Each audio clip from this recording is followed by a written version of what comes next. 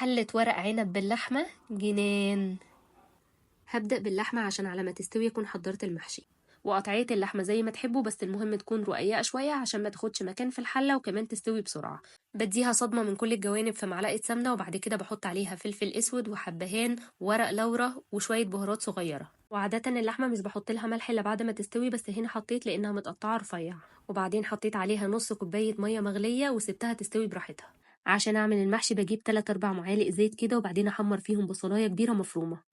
اول ما البصلايه تصفر بنزل عليها بالطماطم المعصوره. انا هنا كانت الطماطم مجمده، ممكن تستخدموا الطماطم الفريش.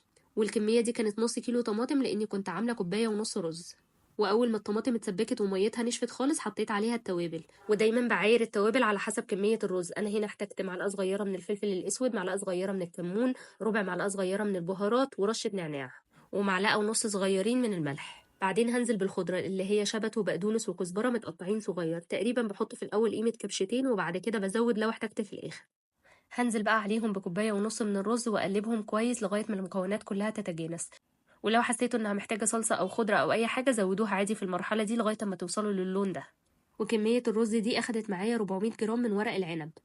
الناحية الخشنة بتاعت الورقة بتبقى من جوه، وبحط تقريبا قيمة معلقة صغيرة من الخلطة اللي أنا عاملاها وبلفها وبقفل الجناب بتاعتها عشان يبقى الصباع صغير كده وحلو زي ما انتوا شايفين.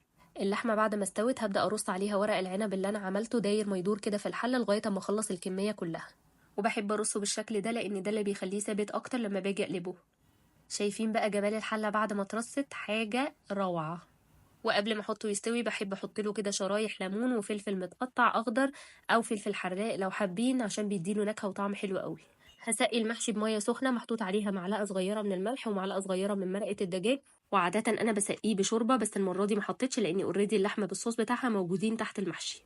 وده كده مقدار الميه المظبوط. عاده انا بسيب صف واحد بس مش متغطي بالميه، بس المره دي سبت صفين لان اللحمه عامله ارتفاع من تحت. وبحطه على نار عالية لمدة 10 دقايق، وبعد كده بوطي عليه النار واسيبه تقريبا بياخد ساعة. بصوا بقى بعد ما استوى الصباع متماسك كده وحجمه صغير وطعمه رهيب. ولا اللحمة بقى اللي كده مستوية ودايبة فيه يا وعدي. وما تنسوش تعملوا فولو بقى عشان يوصلكوا كل فيديوهاتي.